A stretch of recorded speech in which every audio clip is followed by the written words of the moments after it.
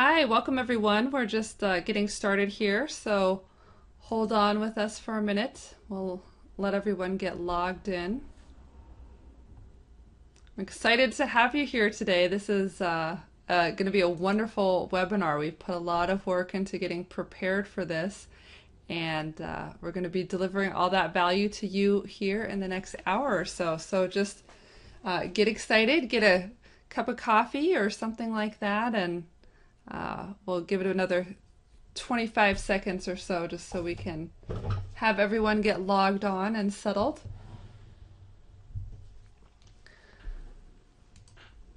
I really enjoy doing these webinars. I never made it to the Hollywood. So this is my fun time to be in front of people. I really enjoy connecting with you guys this way. So I want to be respectful of your time. I think we should go ahead and get started. A couple of logistics. I will send you a link to a recording of this presentation afterward. So do take notes if they're going to be helpful for you to take immediate action and implement, but it's not a dire emergency. If you miss something, you can go back and listen to the replay and go over that information again. Also, if you do have any questions, please type them into the chat box and we'll address them at the end if we have time. There's going to be a question and answer period. And if we don't get back to them during the call for some reason, we'll follow up with you via email on those. So, okay, hello again, everybody. This is Emily Cressey from the River Rock Group.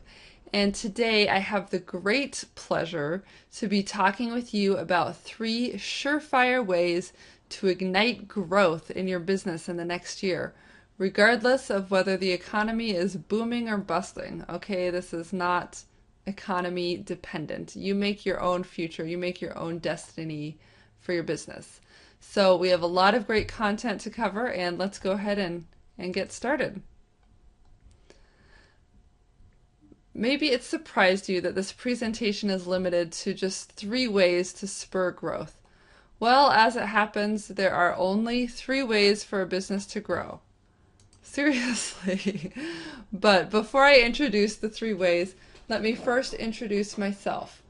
First of all, and this goes without saying, I don't know everything about growing a business, but I have had a lot of experience starting companies, and I've been fortunate to have had some significant successes in my career as an entrepreneur. I'm an Amazon best-selling author in the field of advertising and marketing.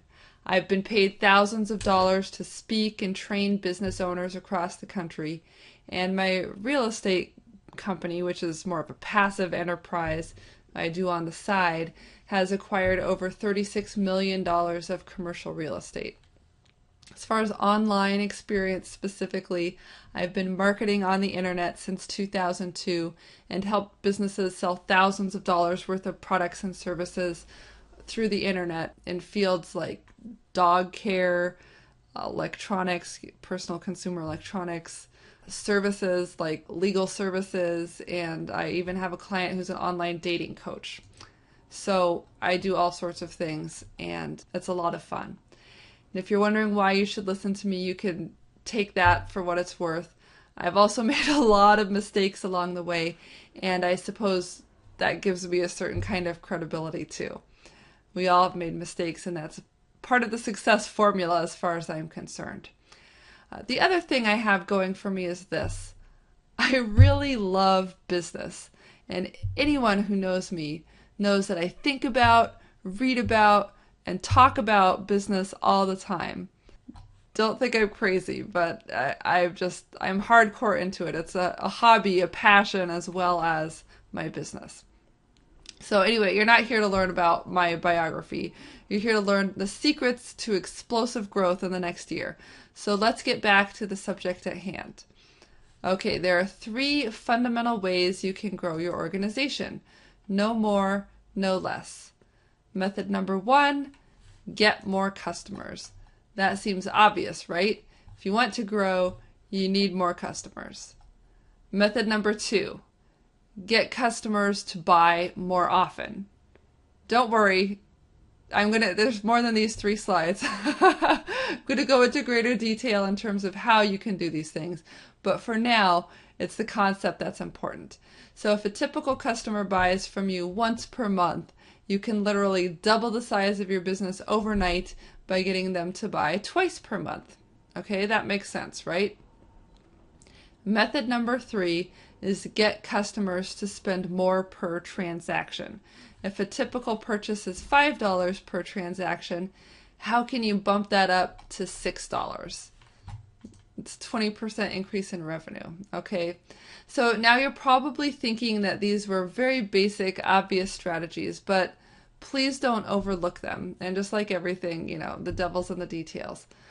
There's real power in simplicity. And let me just walk you through an example so you can see the numbers here. Let's say your business has 100 customers. They buy, on average, 5 items from you, and the average value of those transactions is $10. That would mean that you have a business doing $5,000 in revenue. Now, let's say that you focus on each of these areas and are able to achieve 20% improvement in each area. So now you have 120 customers, 6 transactions, and the average sale price per transaction bumps up to $12. So the total revenues of your business have now jumped from $5,000 to $8,640.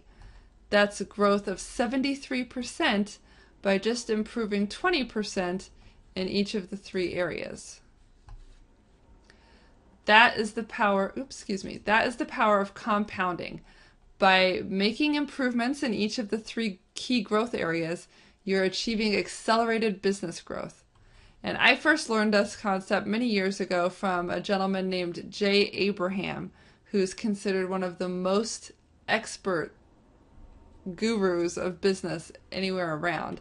If you've never attended one of his presentations or read any of his books, I highly recommend him. Jay Abraham. Unfortunately, most people's reaction when they hear the 3 ways to grow is, duh, that's so obvious. And they dismiss it, or they don't really think about it because it's just so simple. And if you're looking for 3 hard ways to grow your business, I'm sure you can come up with something else. But these are the areas where there's real leverage. And I hope that you're smarter and realize that every business has the opportunity to improve in these 3 areas, and so that you don't just dismiss them. Personally, I've never in my career come across a business that was maximizing these 3 opportunities. There's always something more you can do. So please keep an open mind and stick with me here through the presentation. So obviously the question that you're asking at this point is, okay, smarty pants, how exactly do I do those things? Well, let's get into that. Just like the 3 ways to grow are powerful because of their simplicity, I've found that there are certain things that businesses can do in each of those 3 areas that are relatively simple, yet can yield outstanding results. So let's jump into those. Let's start with strategy number 1, get more customers. First, drive more inbound traffic to your website. By inbound traffic, what I mean is qualified prospects who either need or want what you have to sell and are in active pursuit of it. They're looking for it right now. I specifically say to your website versus to your store or having them call you, because I believe that in today's economy, most consumers start the buying process by visiting a business's website to get more information. So how do you drive more traffic to your website? Well, you leverage proven, trackable forms of internet marketing, like search engine optimization, also called SEO, email campaigns, social media, and mobile marketing. So let's start with SEO, or search engine optimization, and understand a little bit more about that. Search engine optimization is the process of improving the visibility of your website in search engines. So and this is not something that you pay to have your ad shown. It's just when somebody types it in Google, yours is the site that comes up at the top. Now, a lot of people don't really know. What I'm trying to explain is what they call natural or organic search engine results versus paid search engine results. So here's a little picture. The search engine results are these white ones in the lower left corner.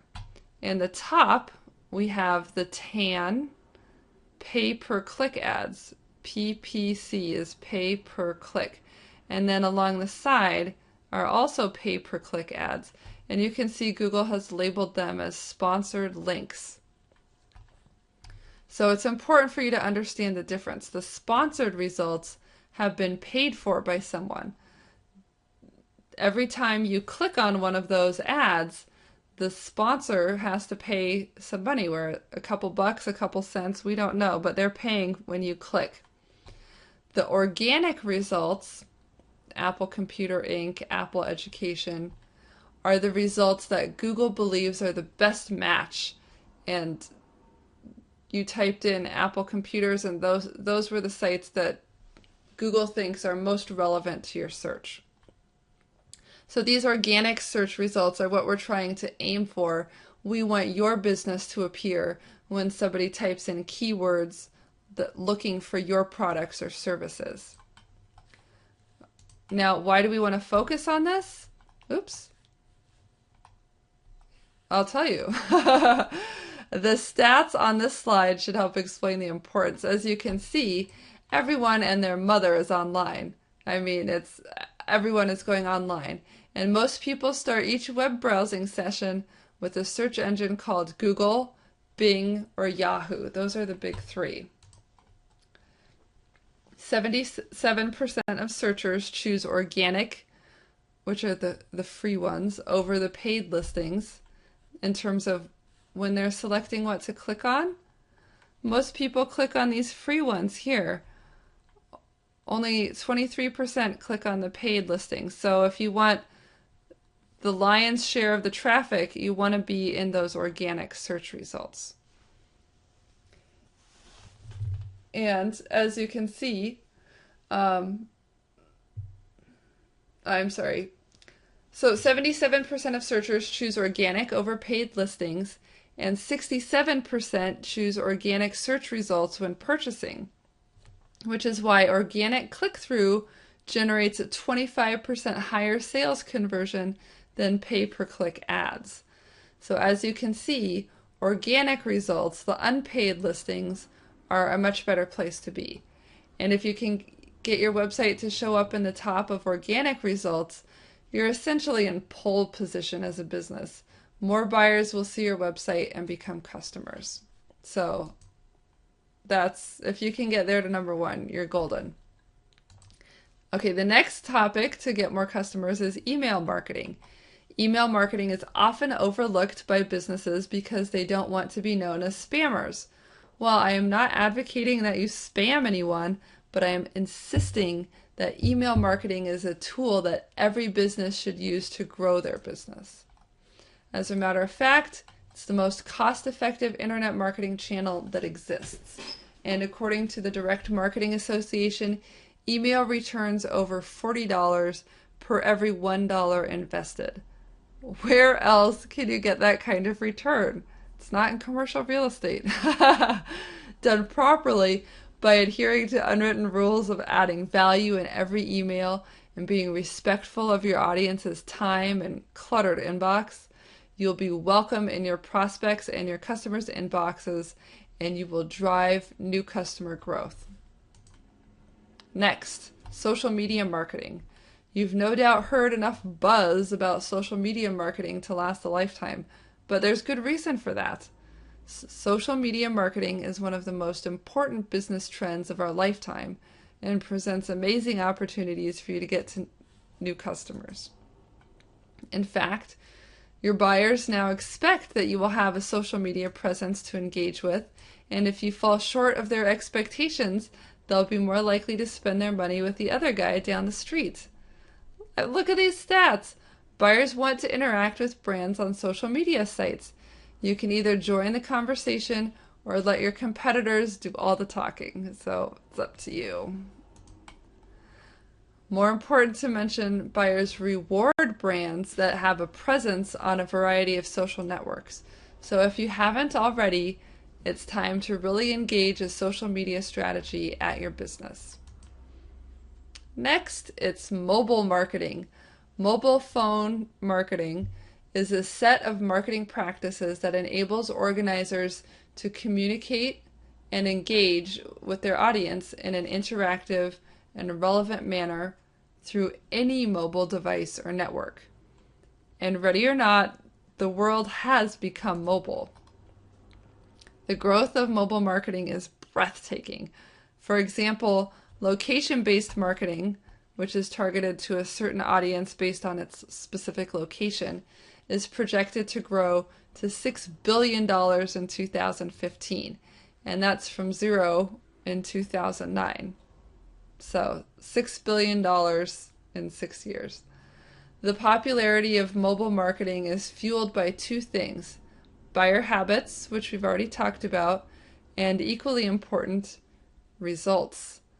Businesses that have adopted mobile marketing strategies are seeing mind-blowing results and response rates. According to a study commissioned by Burrell Associates, some restaurants are seeing 65% redemption rates for real-time geo-targeted ads. Can you imagine having 65% of your prospects respond to your marketing campaigns?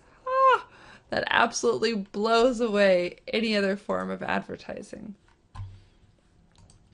According to research from mobythinking.com, mobile ad spending worldwide is predicted to reach $20.6 billion in 2015. And as you can see on this chart, there were over 234 billion, that's billion with a B, mobile advertising impressions in the fourth quarter of 2011 alone. That's huge, a huge number, and it's growing at an astronomical rate. Mobile advertising like this is taking off like a rocket, and it's time for your business to get on board. Here's another way to increase your customer base. Improve the effectiveness of your promotional efforts. If you are spending all this time and energy on marketing,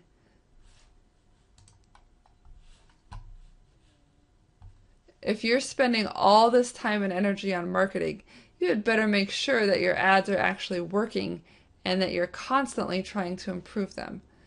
And how do you do that exactly? You get in touch with your inner bean counter. You need to get cozy with Google Analytics.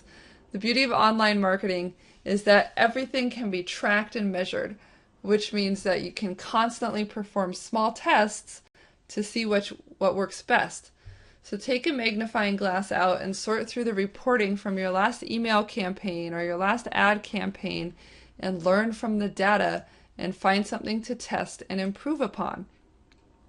This should be a continuous process at your business. You can test different headlines, graphics on your website, different price points.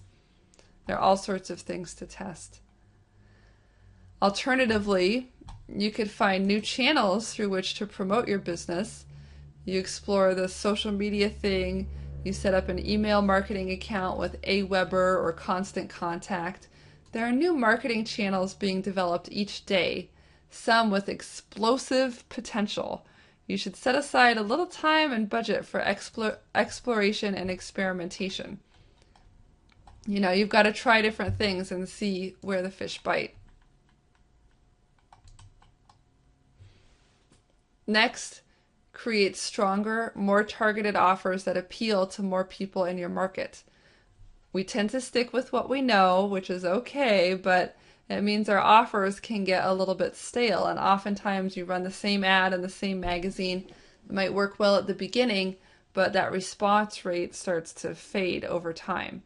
So gather your smartest employees and maybe even some of your best customers and brainstorm new and improved offers that will get a better response from your target market. Next, remove the risk associated with buying from you. Anytime a consumer goes to make a purchase, they're consciously or subconsciously weighing the risk versus the reward factors in their mind. If the perceived risk is higher than the reward, then they won't buy. It's as simple as that. So carefully look at the way you're marketing your offers. Are you reducing the risk associated with buying from you as much as possible? The best way to do this is to stand behind your products or services with a strong guarantee. The final strategy I want to share with you for growing your customers, which almost all businesses can take advantage of, professional service businesses in particular, is to grow your reputation as an expert. If all the other things are equal, people will buy from the person they believe to be the greatest expert. So how do you build your reputation as an expert? It's about creating and sharing content that displays your knowledge and experience. Webinars, such as the one that you're on right now, are a great way to do this. Ask me how later. They're inexpensive to produce, easy to deliver, and can be delivered to a massive audience. Another great way to build your reputation as an expert is to send a regular newsletter to your customers and prospects. Every business should be sending a regular newsletter. Finally, create educational or training videos and downloads that your prospects and customers can access from your website. Video in particular is an amazingly cheap, easy, effective way to reach a massive audience, and video consumption online is soaring.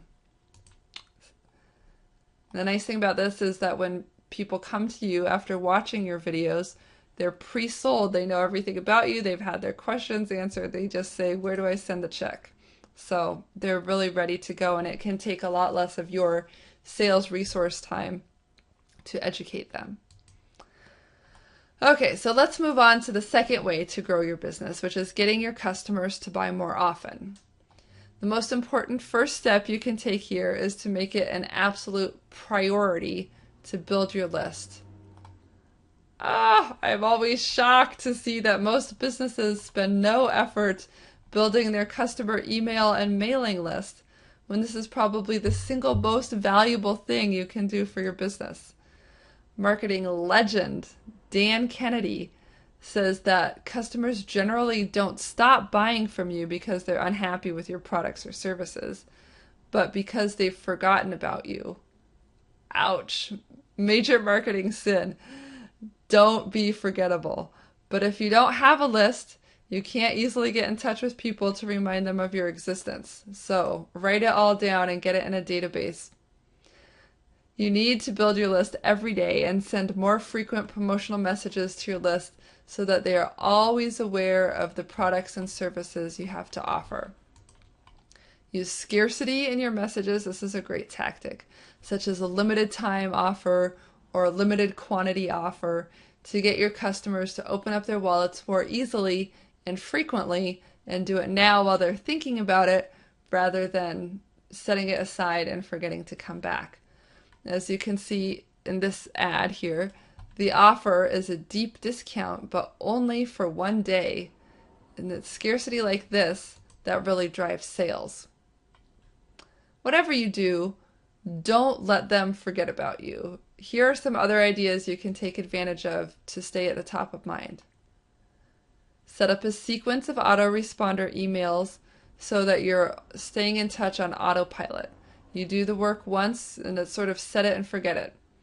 Autoresponders are one of the most powerful and underutilized tools a small business can use to grow their business. And you can write the email sequence once and know that you're following up with all your customers and prospects. If you want a bonus, add some videos and pictures in there to spice it up, and some links back to your website. Next, make sure to broadcast your message through every available channel, not just one or two. There are so many now. Some people only look at Facebook once a month, and others look at email every hour. So make sure you're using a variety of channels so that people aren't missing you.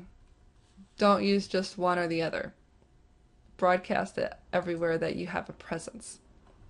Next, here's a great old school tactic. It works.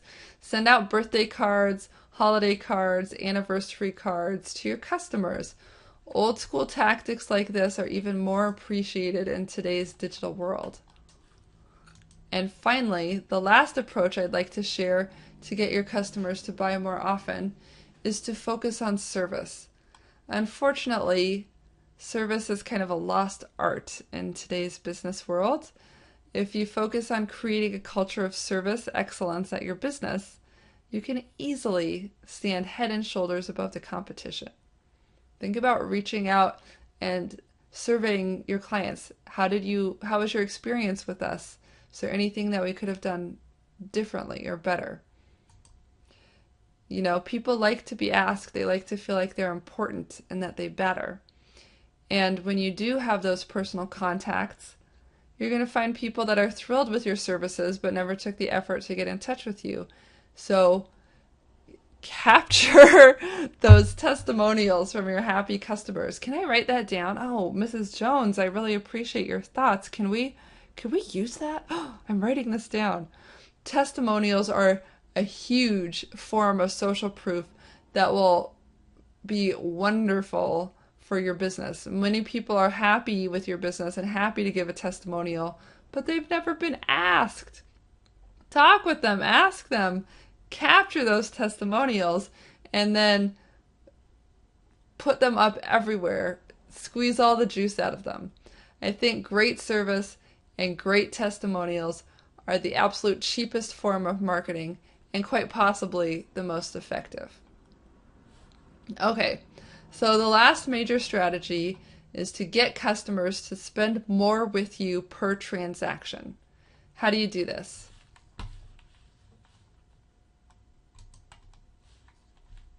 Upsell, cross-sell, and bundle your products and services. We've all seen this in action, right? Here's one. Do you want fries with that order? Would you like to supersize your meal today? Classic. The fries is a cross-sell. You're selling them a related product. And the supersize is an upsell where you sell them more of what they're already getting. If you want to know how to do good marketing, just look at what McDonald's does and figure out how to apply it in your business. So bundling your products or services, that's like the super value meal. We'll sell you a Coke, a hamburger, fries for one low price. So another great company who does this well is Costco. If you've ever been into a Costco, you know you can't buy one of anything. The way they can offer such low prices is by getting everyone to buy in bulk. So you're getting a real deal, but you're spending a lot more per transaction to get it.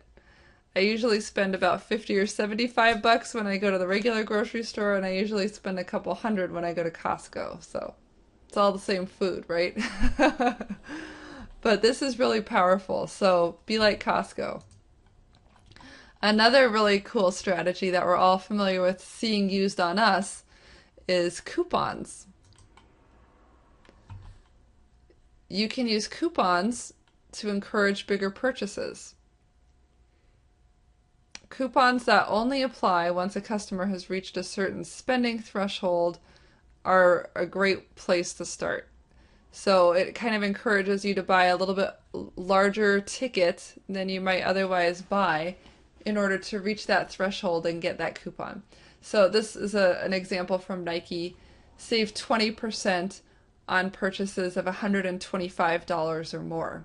So most of their shoes cost like 99 bucks. I haven't bought Nikes in a long time. Let's say most of their shoes cost 99 bucks. You might be encouraged to buy 2 pairs of shoes, one for each of your kids, because that way you get to use the coupon, right? Yay, coupons. And finally, every business should have a high-priced premium version of their products or services that they offer a payment plan for. So selling just a handful of really premium priced products can do wonders for your profitability And there's always a segment of customers that actually wants to spend more to make sure that they're getting the best. Not everyone is out looking for a cheap deal. There's a lot to be said for selling to prestige and giving people a sense of success and ego gratification by buying something that's higher priced. So make sure you have higher priced items in your catalog, and if they are a little bit unaffordable, more people will buy them if you have a payment plan. So, to close out this presentation, I'm going to leave you with some tips that have worked for me in my career as an entrepreneur. Leverage technology. This one has been really huge for me. I've always been a big believer in the power of technology to make businesses more efficient and more profitable. My opinion is we should do everything by robot if we could. Now, not everything can be leveraged to that degree, but where you can, robots, computers tend to be cheaper than manual labor from people. So find places in your business where you do things over and over again and see if you can't find some sort of system or technology to replace manual processes. You want to save time, cut costs, have consistency, and just get more done with every hour of the day. And that's what technology can do for you. So make sure that you do take advantage of all the great tools out there. Next, okay, maybe it's a little bit hokey, but this expression has always helped me put things in perspective. How do you eat a whale? One bite at a time. Building and growing a business is a long-term process. It can seem super overwhelming. I know another Amazon best-selling writer who he wrote a 600-page book, and it took him 3 years.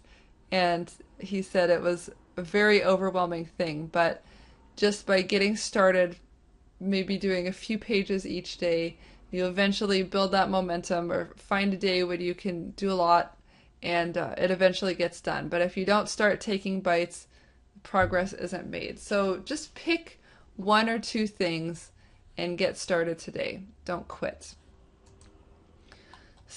Next, find role models. Role models have helped me in so many ways. I couldn't possibly count them all. I simply can't stress enough the value of good role models. Find them. They're easy to find, and most, if not all, will be gratified at your request for guidance. It's flattering. I know an attorney who makes $500 an hour, billable hour, and she is always taking her associates and people that she networks with out to lunch and talking with them and giving them all sorts of free advice about their careers because she's in the fortunate position to be established and she has a lot of knowledge to pass on, and she's happy to do so. She really enjoys building relationships with those people. And, even if you don't establish a personal relationship with someone, you can still be on the lookout for businesses that are doing a great job, like McDonald's, Costco, Nike's, and figure out what they're doing and copy it. Learn from them. You don't have to shake hands with the CEO in order to benefit from what they're doing. And lastly, one of the most important lessons I've ever learned, again, is to keep things simple. Break down how I view my business. Lastly, one of the most important lessons I've ever learned, again, to keep things simple, is to break down how I view my business into 3 phases. This one comes from Dean Jackson, who's another marketing legend. He teaches to think of your business in terms of what happens before a customer buys, during the process of consuming your product or service, and then again after they're done with you, after they've finished working with you. So if you think about your business in these 3 phases, it becomes quite easy to look for the most important customer interactions and optimize the heck out of them. Always look for ways to improve in these 3 areas, and your business will grow. Okay, we made it, everybody. That's the end of the formal presentation. I hope it's been helpful. And again, don't be fooled by the simplicity. These are the three and only three ways that you can improve. So I want to just encourage you to choose one or two, just one bite of that whale. Things that you saw today, maybe you can go back, look at your website if you're getting traffic to your website, and find two things to split test. Or if you haven't been doing anything with those business cards, you've got a big pile of them on your desk, let's get those input into the database.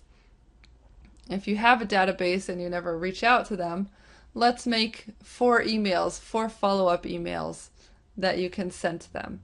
Okay, just little baby steps, one thing every week, put it on your calendar, make an appointment with yourself, a date with yourself to get it done, and start making progress. And at the end of the year, you'll be a year older, but what will you have done to push your business forward? Okay, so I guarantee you can find at least one way to improve each of those 3 key areas to growth by at least 20%. And what did we say in the math? We'll see a 73% increase in business revenue. Okay, so now it's going to be time for questions. So let's go ahead and see what's come in. And if you have a question, feel free to type it to me now and we'll just see how many we can get through. Okay, let's see what questions we have coming in here. I have heard a lot about text and mobile marketing. I am worried about spamming with text messages because some people have a fee associated with receiving texts. Okay, so you're saying, and this is from Jason. Thank you, Jason.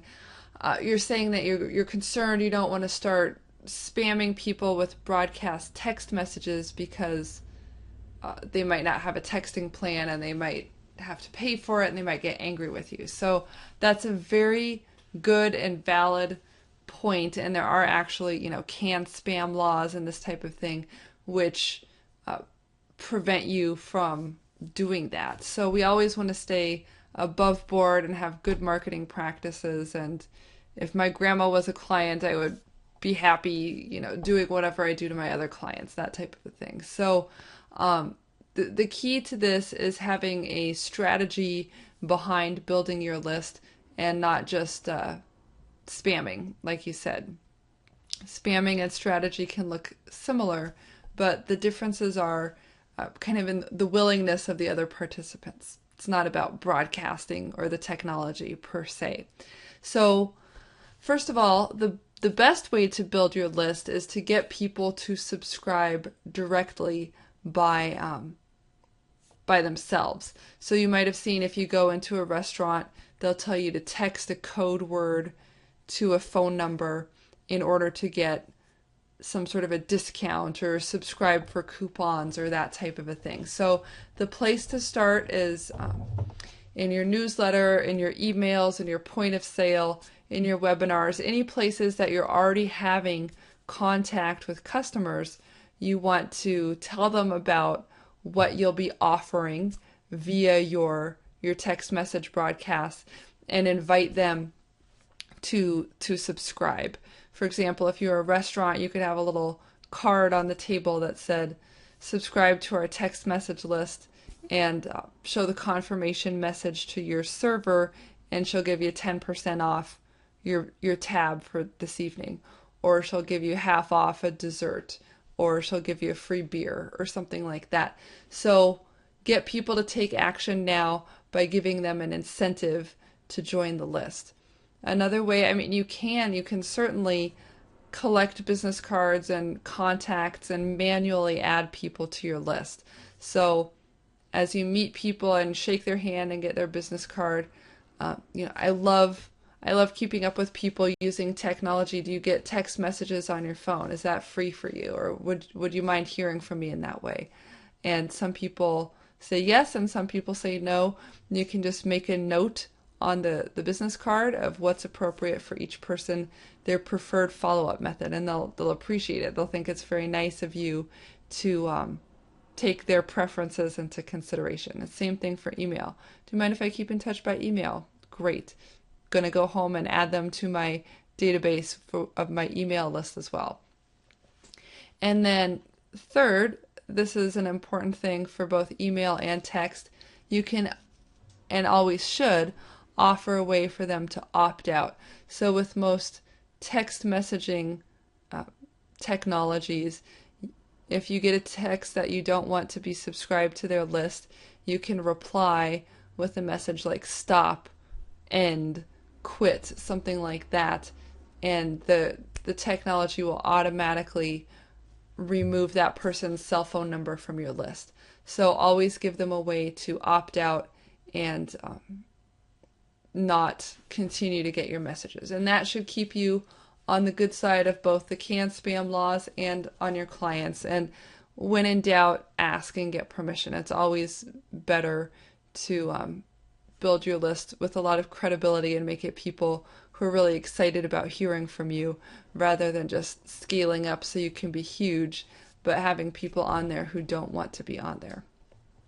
Okay, so thank you again, Jason. That was a great question. Good one to start us off. Let's see. This one is from Lisa. Okay, Lisa. I don't work in retail. I am a service provider, a CPA, an accountant. Okay. Can you give some examples of how I could use the upsell, cross-sell, bundling ideas that you talked about? Yes, absolutely. So let's think outside the box. Obviously, if you have products, it's easy to put them together in a bigger box. But if you're a service provider, it can be a little bit more tricky. As an example, I have a client who's a relationship coach, and she'll do a consultation or she'll do ongoing coaching. But her best-selling packages tend to be when she bundles a number of her a la carte services together and gives them a slight discount on the price. So let's think through this from a CPA's perspective.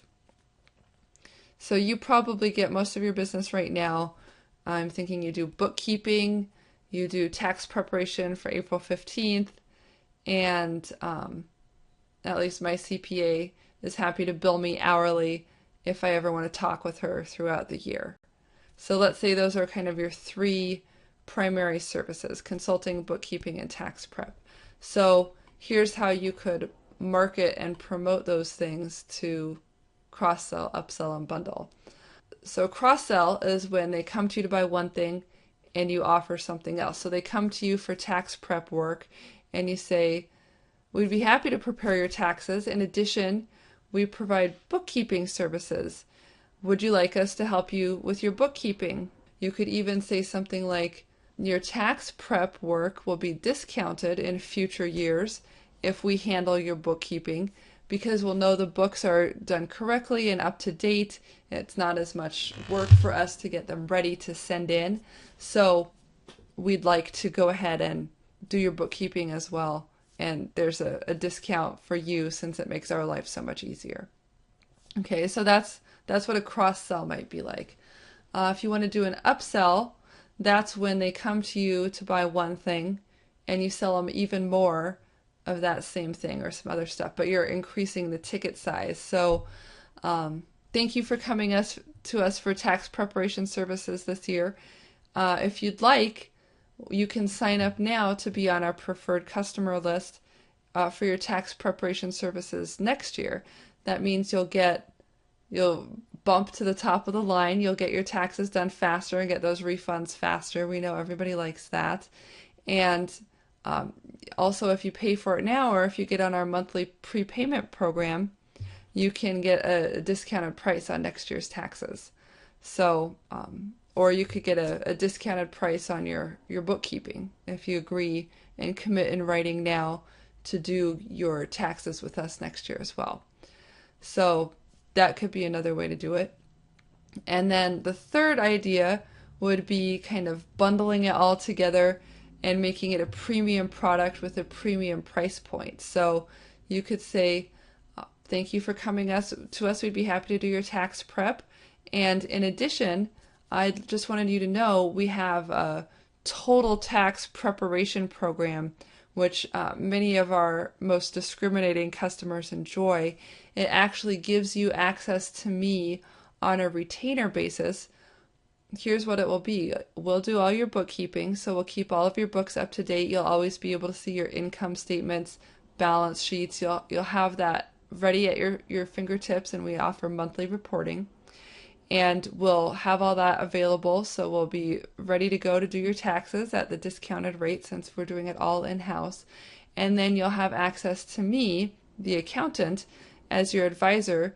We can meet quarterly or monthly, depending on the program you prefer, and I will review your statements with you and go over everything, and we can make sure your business processes are optimized so that you're making the most money, you're not wasting money, and you're going to be saving as much as possible on taxes.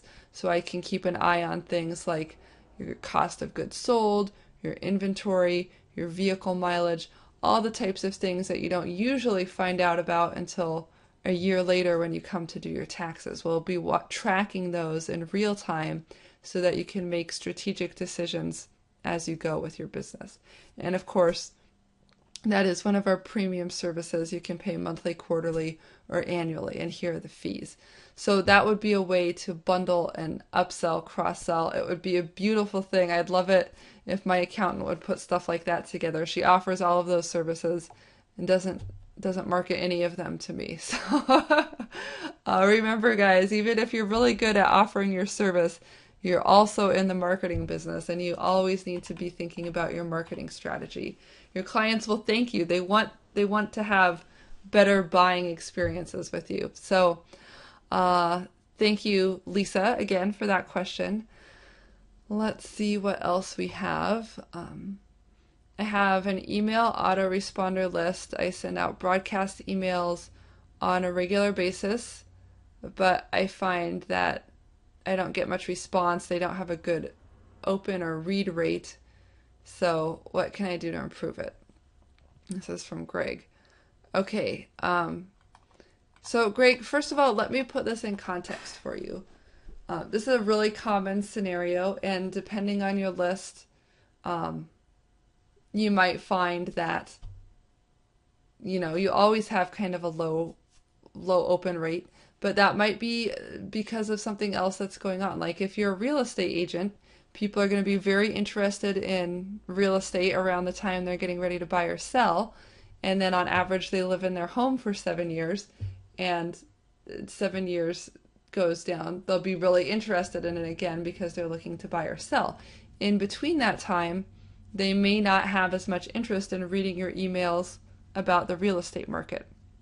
But it doesn't mean that you shouldn't send them, because even if they just see it and delete it without opening it, they're still seeing your name in front of them.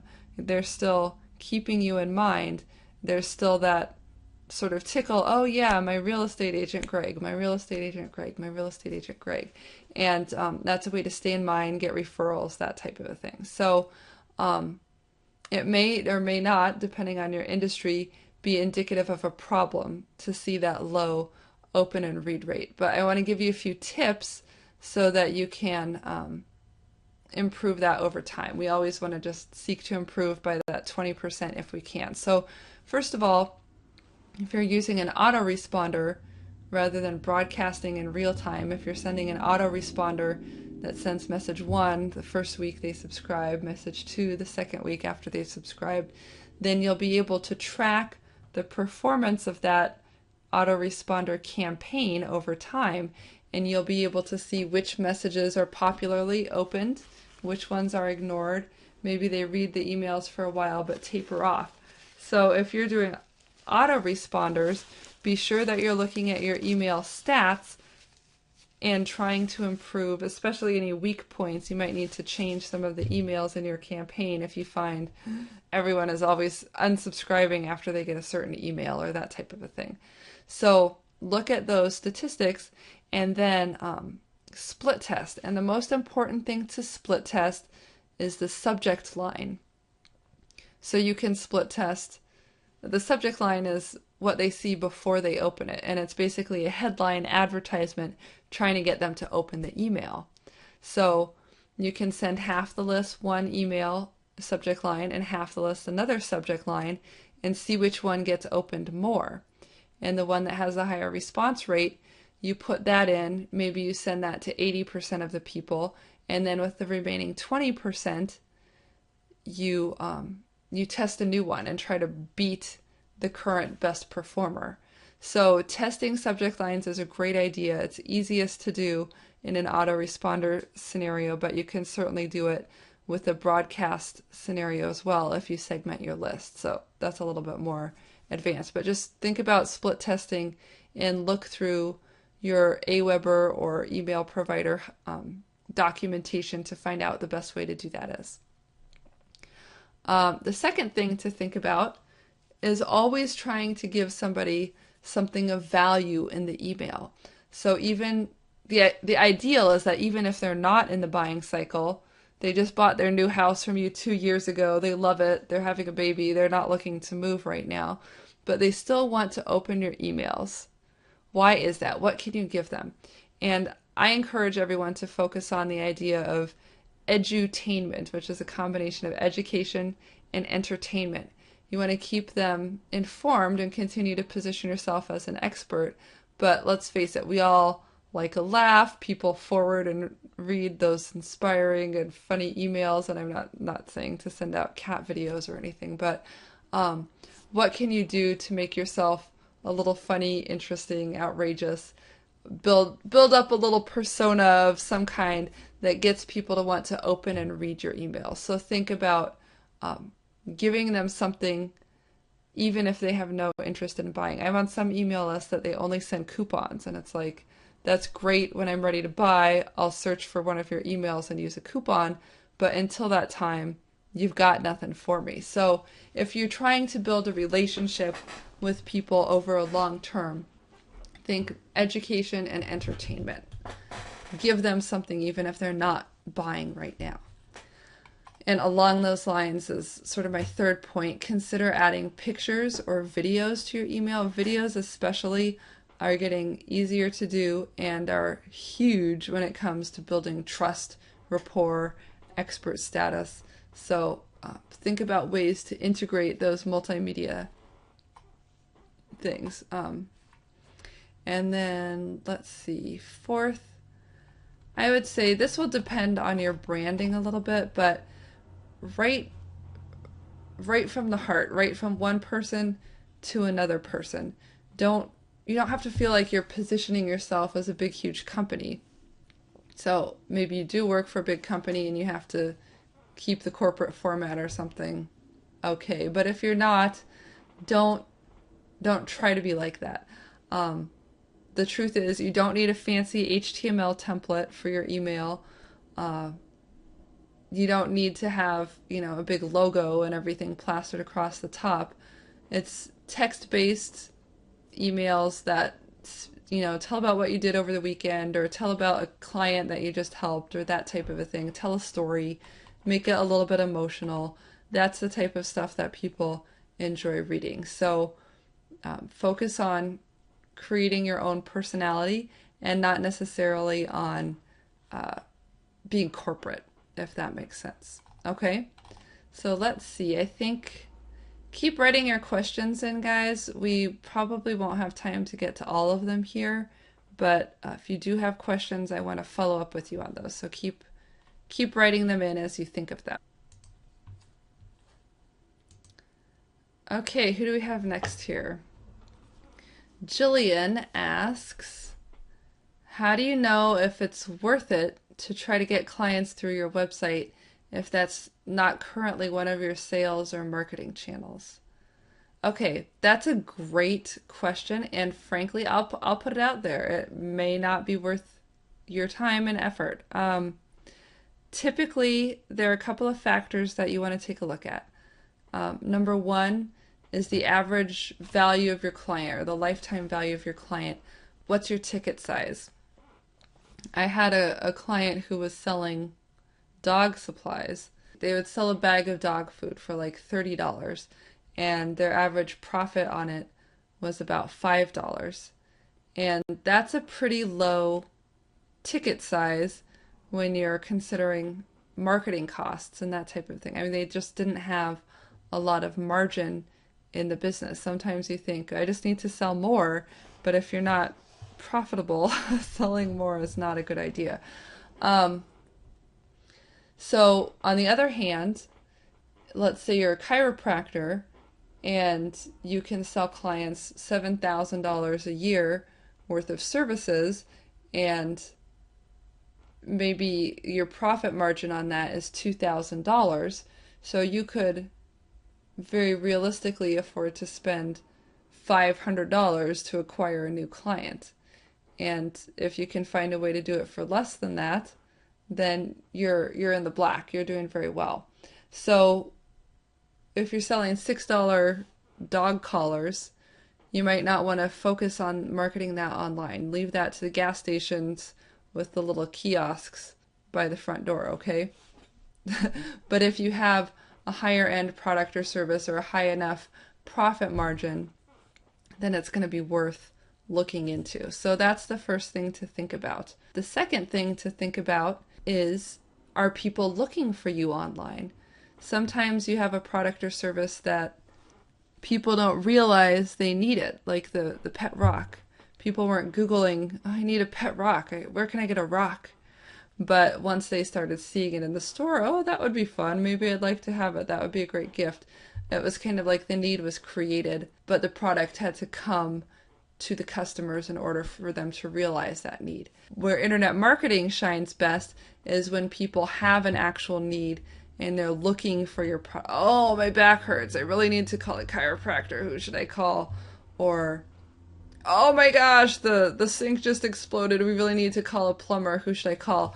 And then they start typing it into Google. Where can I find a plumber in this area that's open at 24 hours a day? So that's the type of client who's looking for you, who's ready to buy, and who's going to be easier to convert. And you can actually, there's a great free tool I want to tell you about. It is called the Google Keyword Tool. And if you just type that into the search engine, Google Keyword Tool, type that in, Google Keyword Tool, and you'll be able to find it. It's a free tool. And what you'll do is you'll type in your business name, like Seattle Chiropractor, for example, and it will show you how many people are searching for that specific term, as well as related terms that you might not have thought of. Back pain, chiropractic, chiropractor's office, those types of terms. And you can see, maybe you always call yourself a doctor of chiropractor, but they're calling you something different. So you want to know what phrases people are looking up on the internet in order to find you. And that will tell you, are 25 people a month looking for me, or 25,000 people a month looking for me? And once you know whether there's a demand out there on the internet, you'll be better able to gauge the potential size of the market. And then I guess the third point I would like to make is just, once you've ascertained demand, you should also take a look at competition. And that Google Keyword Tool, again, is a good proxy for determining the competition, because it will show you, well, it shows you a little bar. So is the competition high, medium, or low? And then it also shows you for their advertisers, if you were going to pay, remember we had that picture of the organic search versus the pay per click. If you're going to pay for a click, how much will it charge you? It could charge as low as 10 cents. And I've seen some markets where the clicks cost $25. So obviously the more competitive, the more valuable the term or the industry, the more expensive it will be to rank there. So if you're seeing clicks for under $4 or $5, it shouldn't be any problem to get you up on the first page of Google if you're a locally based business, like a chiropractor, where people have to drive to come into your business. If you're competing for something that's mail order, like we sell dog food anywhere in the country, we want to come up #1 for all of America when someone types in dog food. That's going to be a little bit more competitive, and that's going to be more expensive to rank for. It can still be done, but it's going to take more like years rather than months, and it's going to take more like thousands than hundreds a month in order to get you there. So that's one of the things that we work with. Kind of, if we do a consultation with you, we'll go over all of the specifics here, but for the most part, you can get a great idea by looking at your own business with that Google keyword tool. And if I would say if people are looking for you, there's a demand, and your business is either locally, geographically based or otherwise not overly competitive, then chances are very good that we can cost effectively bring traffic to your site and then use that traffic to test your website and make sure once they arrive at your website, your sales process is doing an effective job of converting them into a prospect or client, capturing their information, and ideally selling to them or getting them to sign up for a phone consultation or something like that. So it's a good question. I'm sorry, Jillian, it's not super cut and dried. It's just because it's a little abstract here. But go find that Google keyword tool and look it up, and then email me if you've got any questions on that. Okay, guys, it looks like we're about out of time here. I want to thank you so much for being here. I really enjoyed it, and I'm looking forward to seeing you soon. Hopefully, maybe we'll do another of these in the future. And again, if you have questions that we didn't have a chance to get to, I'll try to email those back, or you're more than welcome to call the office. Down below, you should see a contact form. If you'd like to contact us to get more information about any of the services or any marketing advice based on what we've talked about here, feel free to get in touch with us using that form. That's probably the easiest way. So again, thanks so much. We're going to wrap it up, and I look forward to being in touch with each of you very soon. Take care.